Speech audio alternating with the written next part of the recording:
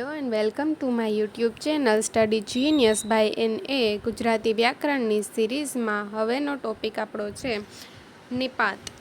તો નિપાત વિશે એટલે ની પ્લસ પાત, નિપાત. ની પ્લસ પાત એટલે કે પડવું. વાક્યમાં જ્યારે ભારવાચક શબ્દ વપરાયો હોય ત્યારે તે ભારવાચક શબ્દને નિપાત કહે છે. જે પદમાં કોઈ વ્યય કે ફેરફાર ન થાય તેને નિપાત કે અવ્યય કહે છે. નિપાત એટલે કે અવ્યય. નિપાત ની પ્લસ પાત એટલે કે પડવું. જુદા જુદા અર્થમાં તે પડે છે તેથી તે નિપાત કહેવાય છે. ગુજરાતીમાં કેટલાક ઘટકો એવા છે જે સંજ્ઞા, સર્વનામ, વિશેષણ, ક્રિયા વિશેષણ અને ક્રિયાપદ સાથે આવીને જુદી જુદી અર્થ છાયાઓ દર્શાવે છે. એમને નિપાત કહે છે. નિપાતના અનેક અર્થો છે જે અહીં મેં દર્શાવ્યા છે. આઘાત એટલે કે ચપટી વગાડવી તે. ઉતરવું તે એટલે કે મૂડી. કૂદકો જેનું મૂળ ન મળતું હોય એવો શબ્દ. બેસવું તે લાંબા થઈને પડવું તે. વિનાશ. નિપાતનો સંબંધ વાક્યમાં આવતા ક્રિયાપદ સિવાયના કોઈ પણ પદ સાથે હોય છે. એટલે કે એનો ક્રિયાપદ સાથે એક સાથે સંબંધ ન હોય, બાકી બધા પદ સાથે એનો સંબંધ હોઈ શકે છે. એના ઉદાહરણ આપણે જોઈએ તો નર્મદા તો બસ નર્મદા. એમાં તો એટલે એ નિપાત છે. નર્મદા તો બસ નર્મદા. એણે મને બોલાવ્યો, એમાં ય નિપાત છે. તો આપણે હમણાં અમુક નિપાતના શબ્દો જોઈએ કે જેના ઉપરથી આપણે તેને આસાનીથી ઓળખી શકીએ. જ, ન, તો, પણ, ય, યે, ફક્ત, કેવળ, માત્ર, તદ્દન, સાવ, છેક, સુદ્ધા, જી, હું, ખરું, ખરી, ખરો, રે, સિક્કે, પણ, બિલકુલ વગેરે નિપાત સૂચક શબ્દો છે. નિપાતના 4 પ્રકારો પાડવામાં આવ્યા છે.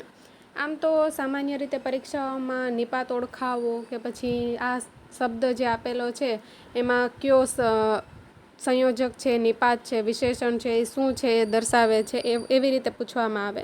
પણ ક્યારેક અમુક એક્ઝામમાં એના પ્રકારોના પણ ઓપ્શન આપી દેવામાં આવે, તો આપણે એ પણ જોઈ લઈએ.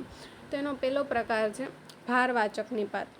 જ્યારે વાક્યના કોઈ પદ પર ભાર મૂકવાનો અર્થ દર્શાવાય ત્યારે ભારવાચક નિપાત વપરાય છે. એના સૂચક શબ્દો યાદ રાખવા, જેમ કે જ, ન, તો, પણ, ય, યે, સુદ્ધા, ખરું, ખરી, ખરો વગેરે ભારવાચક નિપાતના શબ્દો છે. એના ઉદાહરણ જોઈએ. એ લોકો જ છે, એ લાલો જ છે, લાલો જ, એમાં જ ઉપર ભાર મૂક્યો કે લાલો જ છે, બીજું કોઈ નથી. લીલી, પીળી, ગુલાબી એવી કોઈ નથી, લાલો જ છે. જ ઉપર ભારવાચક શબ્દ મૂકવામાં આવ્યો છે. તમે અમારી સાથે આવજો એટલે તમે આવજો તો એ સાદું વાક્ય થઈ જાય, પણ તમે ય આવજો એટલે તમે આવજો એટલે ભાર આપીને કીધું કે તમે અમારી સાથે આવજો. તમે પણ આવજો તો પણ એટલે ભાર આપ્યો. ભણેલા સુદ્ધા આવી ભૂલ કરે છે એટલે સુદ્ધા ઉપર ભાર આપ્યો. તમે આજે વાંચવા બેઠા, ય ઉપર એટલે અમુક ક્યારેય વાંચતા ન હોય તો અમુક માણસો એને એમ કહે કે તમે આજે વાંચવા બેઠા, તો એની ઉપર ય ઉપર ભાર આપ્યો. હું તો જઈશ, કોઈ ના પાડતું હોય કે અહીંયા નથી જવાનું તો અમુક વાળવિતરા હોય તો એ કેમ કે હું તો જઈશ, એમાં તો ઉપર ભાર આપેલો છે. ત્યારબાદ બીજો પ્રકાર છે સીમાવાચક નિપાત. જે પદને મર્યાદિત અર્થમાં દર્શાવવામાં આવે ત્યારે તેને સીમાવાચક નિપાત કહેવામાં આવે છે. એના સૂચક શબ્દો છે ફક્ત, કેવળ, માત્ર, તદ્દન, સાવ, છેક, બિલકુલ. એની સીમા દર્શાવતા હોય. ઉદાહરણ એના જોઈએ. તે સાવ એકલો પડી ગયો એટલે એની સીમા સાવ એકલો પડી ગયો. એમાં સાવ એ સીમાવાચક નિપાત છે. ત્યારબાદ તે તદ્દન નકામી ચીજ છે. એમાં તદ્દન એ સીમાવાચક છે. ફક્ત 10 વખત લખજો. એમાં ફક્ત એ સીમાવાચક છે. બાળકો સિવાય કોઈ ન હતું. એમાં સિવાય એ સીમાવાચક છે. મારે માત્ર લખવાનું હતું. માત્ર એ સીમાવાચક છે. જો મિત્રો અમુક ઉદાહરણ મેં આમાં લખેલા નથી, મેં તો ખાલી યાદ રાખવા માટે 1-2 ઉદાહરણ લખ્યા, પણ અમુક ઉદાહરણ જે હું તમને મોઢે કહું એ પણ તમારે જોતા જવા એમ. ત્યારબાદ ત્રીજું છે વિનયવાચક નિપાત. જે વિનય, વિવેક, માન કે આદરનો અર્થ દર્શાવતો હોય તેવા નિપાતને વિનયવાચક નિપાત કહેવામાં આવે છે. એમાં એક જ સૂચક શબ્દ છે. આ તો સૌથી સહેલું છે યાદ રાખવા માટે. એમાં જી. ઉદાહરણ છે ભાભીજી થોડું જમવાનું આપો. એમાં જી એટલે એને વિનયવાચક, વિનમ્રતાથી, વિવેકથી, માન આપીને કીધું એના ભાભીને કે ભાભીજી થોડું જમવાનું આપો. ત્યારબાદ પત્રનો જવાબ લખવાની કૃપા કરશો જી. જી એને વિનયપૂર્વક કીધું કે તમે પ્લીઝ પ્લીઝ એટલે રિક્વેસ્ટ કરી વિનયવાચક એટલે કે તમે પત્રનો જવાબ લખજો એમ. બહેનજી મને ચાવી આપો, એમાં જી એટલે વિનયવાચક. જીજાજી અહીં આવો એટલે એના જીજાને બોલાવે કે જીજાજી અહીં આવો. ભૂલ ચૂક માફ કરશો જી એટલે એ વિનયવાચક છે.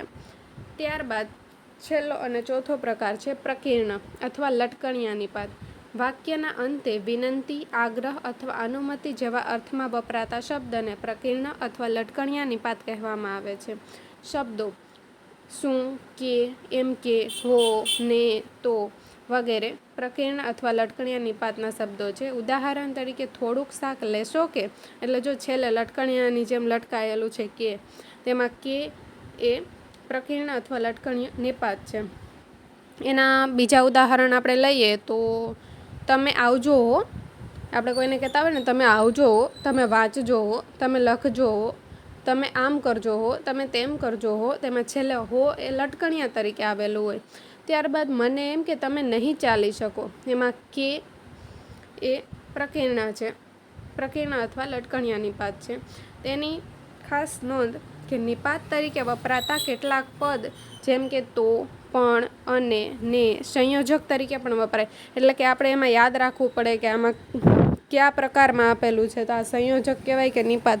કેમ કે ઘણીવાર એવી રીતે પ્રશ્ન પૂછી લેતા હોય કે ભૂલચૂક માફ કરશો જી, એમાં જી એ નિપાત છે, સંયોજક છે કે કોઈ બીજો પ્રકાર છે એમ, તો એમાં થોડુંક આપણે અટવાઈ જઈએ. એટલે આપણે એનો તફાવત ખાસ યાદ રાખવાનો કે નિપાત હોય તો એ આવી રીતે આવે અને સંયોજક હોય તો એ આવી રીતે આવે.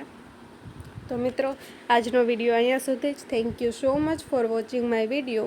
મારી ચેનલને સબસ્ક્રાઈબ કરો, જો તમને ગમે તો લાઈક કરો, વધુના વધુ વિદ્યાર્થી સુધી શેર કરો. અને આવી જ રીતે ગુજરાતી વ્યાકરણની સિરીઝ પૂરી થશે પછી આપણે બીજી સિરીઝ પણ સ્ટાર્ટ કરીશું. Thank you so much for watching my video. Subscribe, like, share.